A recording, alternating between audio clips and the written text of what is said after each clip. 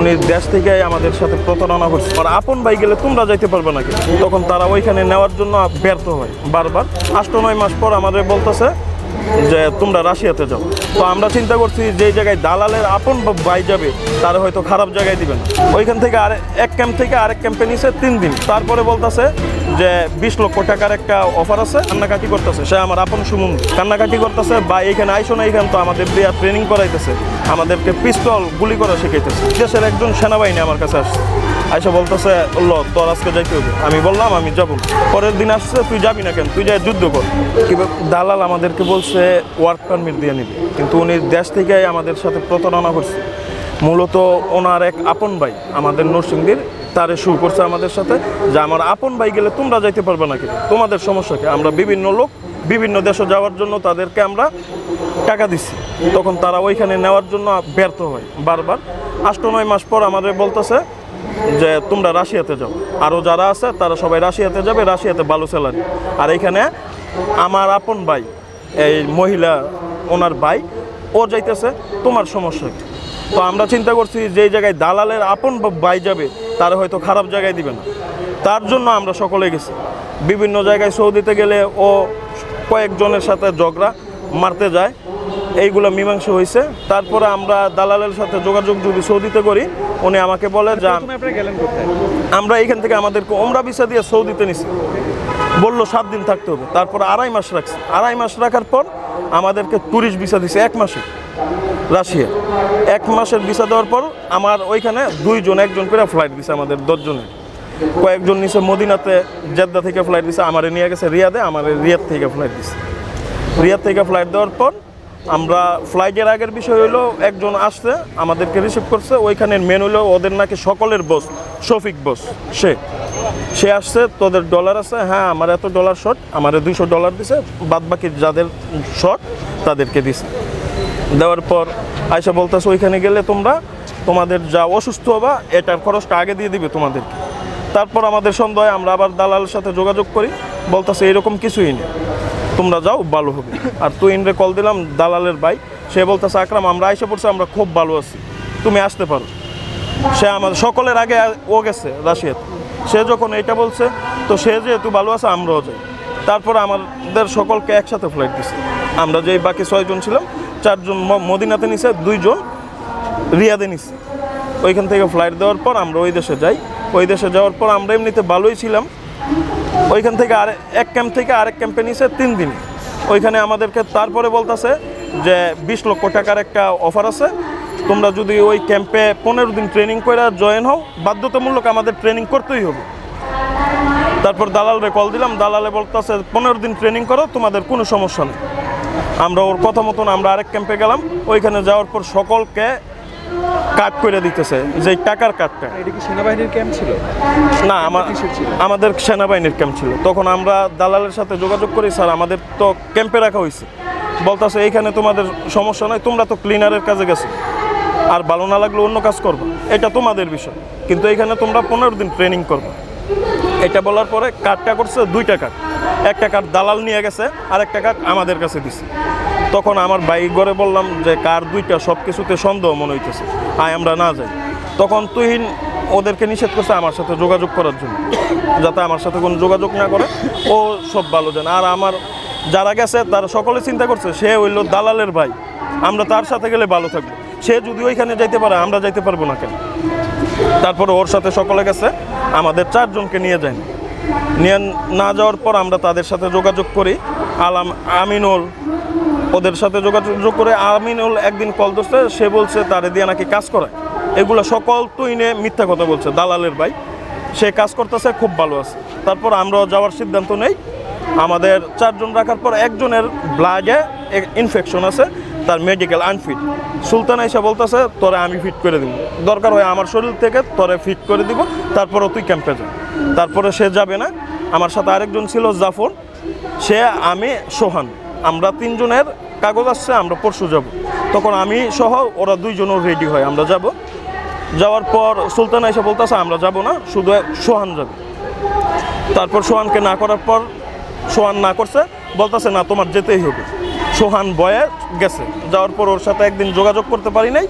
পরের দিন সে বলছে যে আকরাম ভাই এখান তো আনছে কাজের জন্য, আর ট্রেনিং করাইবো, আমগর তো আর্মির ড্রেস দিছে, আর্মির সব কিছু দিছে, একটা পিস্তল দিছে, আর এর আগে ওরা যা বলছে তা সব কিছু মিথ্যা বলছে, তুই এনে শিখাই দিছে ওরা বলছে। তারপর আমার কাছে পরের দিন আসে, আমরা যাব, পরের দিনকে যাওয়ার পরে ওই দেশ অফ সাইন দিতে যাব, তারপর ওইখান থেকে আবার রুমে ব্যাক আসি। আসার পরে আমার ভাই এসে কান্নাকাটি করতেছে, সে আমার আপন সুমন্দি, কান্নাকাটি করতেছে, ভাই এইখানে আইসো না, এইখান তো আমাদের দিয়া ট্রেনিং করাইতেছে, আমাদেরকে পিস্তল গুলি করা শিখাইতেছে। তারপর ওই দেশের একজন সেনাবাহিনী আমার কাছে আসছে, আইসা বলতেছে ল তোর আজকে যাইতে হবে। আমি বললাম আমি যাব না। তারপর জাফর চলে যায়, আমি আর যাই না। তো আমার একদিনের সুযোগ দিছে, আমাকে গালাগালি করে পরের দিনের সুযোগ দিছে। পরের দিন আসছে, তুই যাবি না কেন, তুই যাই যুদ্ধ কর। পরে আমি হারে খুললে বললাম, মোবাইল দিয়ে ট্রানজ্যাকশন করে কথা বলছি যে ভাই আমি এখানে যুদ্ধের জন্য আসি না, আমি কাজ করতে আসছি। পরে বলতেছে তাহলে এখন তুই কী করবি? আমি হয় দেশে চলে যেতে চাই, না হলে আমার অন্য একটা কাজ দিই। তারপর বলতেছে সম্ভব না। তারপর বললাম যে আমার যেই ভাই গেছে তারে ফেরত দে, আমার তারে নিয়ে আমি চলে যাবো। সে বলতেছে কোনোভাবেই সম্ভব না। তারপর আমি বললাম তোর আমি টাকা দিই, টাকা লাগলে টাকা দেই, তুই আমার বাইরে ফেরত দে, আমরা যুদ্ধের জন্য আসি নাই, আমরা এই দেশে যুদ্ধের জন্য আসি নাই, আমরা তোরে টাকা দিই, টাকা দিই। এরপর সুলতান আমাকে কল দিয়ে হুমকি দেয়, তার সাথে কেন মোবাইল দিয়ে আমি ট্রানজ্যাকশন করে কথা বলি।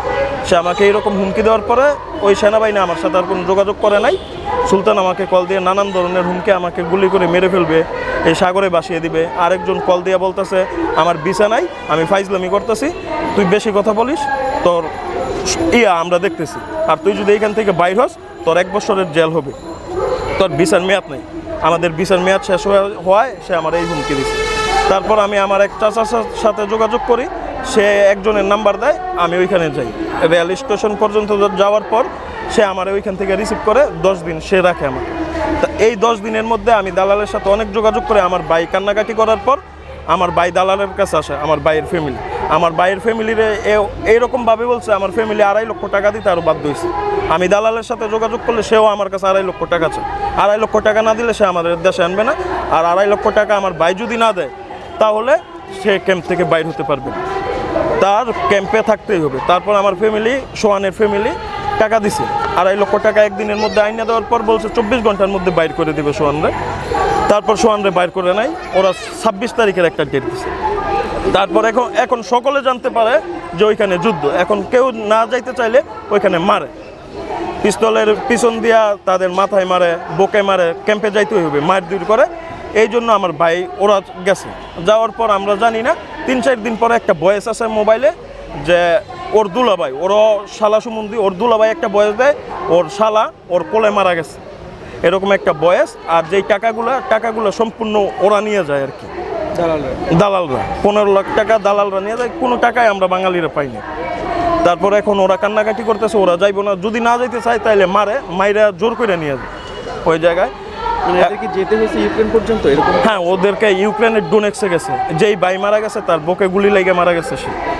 তারপরে যে বেতনের কথা গেছে, বেতনটা পান নাই এখন? না, কোনো বেতন পাইনি, সম্পূর্ণ মিথ্যা কথা বলছে, সম্পূর্ণ মিথ্যা। কাট করছে, একটা কাট ওরা লয়ে গেছে, তার মানে আপনার যার টাকা ঢুকে পড়ে, টাকা ঢুকবো ঠিক, টাকা তারা নিয়ে, হ্যাঁ টাকা ওরা নিয়ে। হ্যাঁ। আচ্ছা, এই যে সেনাবাহিনী ক্যাম্পের মধ্যে গেলেন, আপনাদের কোনো যাচাই বাছাই করা হয়েছে কিনা যে যুদ্ধ করতে পারবে কিনা, নাকি এমনি? না, এমনি নিয়ে গেছে, খালি শরীর থেকে রক্ত নিল, রক্ত নিয়ে হ্যাঁ ফিট, আর কিছুই করায়নি, ডাইরেক্ট ট্রেনিংয়ে লাগাই দিছে। এখন আমরা যদি ট্রেনিং না পারি, বাধ্যতামূলক আমাদের ট্রেনিং করতেই হবে। তো তারা জোরপূর্বক ট্রেনিং করছে, করার পর এই আমাদের নরসিংদীর যে তুহিন দালাল, সে আর তার সাথে আমাদের আরেকজন নরসিংদীর ছিল মোবারক, সে কালকে আমাকে হঠাৎ কল দিয়ে বলতেছে ভাই আপনি আমার ক্ষমা করে দিয়েন, আমাকে আবার যুদ্ধে নিয়ে যাইতেছে, আমি বাঁচি না মরি বলতে পারি না। তুহিন আমাদের সাথে মিথ্যা কথা বলছে ভাই, আমি ওর কথা শুনে ভাই আপনার সাথে সে আমার দেয় নাই যোগাযোগ করতে, সে আমাকে এরকম হুমকি দিছে। তো এখন ভাই তার ফিরে আসতে পারছেন না? হ্যাঁ, আমি ফিরছি, তখন আমার ভাই যেই ভাইয়ের কাছে গেছিলাম আমি তাদের সাথে যোগাযোগ করছি, আমার দালালদের সাথে, তারা আমাকে টাকা দিবে না, কোনো টিকিট দিবে না, বাধ্যতামূলক আমার যাতে ট্রেনিং ওইখানে যাইতে হয়, আমার রাশিয়াতে কেউ নাই তারা ভাবছে। তারপর ওদের সাথে দেখি না, আমার কোনো ব্যবস্থাই ওরা নিতেছে না, ওইখানে ওই লোক আমার রাখতেছে না। তারপর আমি আমার ফ্যামিলির সাথে যোগাযোগ করি, আমার এক ভাইকে বলি, আমার এক ভাই আমার দেশ থেকে টিকিট কেটে দেয়, টিকিট কেটে আমাকে ওইখানে পাঠায়, ওইখানে আমি এয়ারপোর্ট ঢোকার পরে আমি ওইখান থেকে আসি। আচ্ছা, এখন আপনাদের চাওয়াটা কি বলেন? এখন আমাদের একটাই চাও, আমার যেই বাইরে জীবিত আছে তাদেরকে আমরা দেশে আনতে, মূলত এইটাই। আর অন্তর্বর্তীকালীন সরকার ডক্টর মোহাম্মদ ইউনূস স্যারের সাথে আমরা যত দ্রুত সম্ভব দেখা করতেছি, যে কোনো মুহূর্তে তারা মারা যেতে পারে। কয়জন আছে এখন ওখানে? এখন ওইখানে আছে আপনার 5 জন, হ্যাঁ 5 জন, দালালের ভাই তো বাদ। এখন ওইখানে বর্তমানে 5 জন আছে। এখানে 10 জন লেখা ছিল। হ্যাঁ এখানে 10 জন লেখা ছিল, 2 জন আমরা ওইখান থেকে চলে আসছি। আচ্ছা, একজন মারা গেছে, আর একজন হাসপাতাল, আর আরেকজন সে তো দালালের ভাই। কালকে তো আমার ভাই চলে গেছে, আমার phone message- হ্যাঁ, হ্যাঁ, বলছি। আমার নাম মোহাম্মদ আকরাম হোসেন। আমার সাথে আমার কাছে এরকমও বয়স আছে, যে শালা মারা গেছে তার বয়স রেকর্ড আছে। কালকে তোরই আমার ছোট ভাইরে কালকে যুদ্ধে নিয়ে গেছে। আপনার কি হয়? আমার ছোট ভাই বিচারি ওখানে আছে। ওখানে আছে। আমার নাম্বারটা দালালের কোনো বিচার আছে? ভাই এটা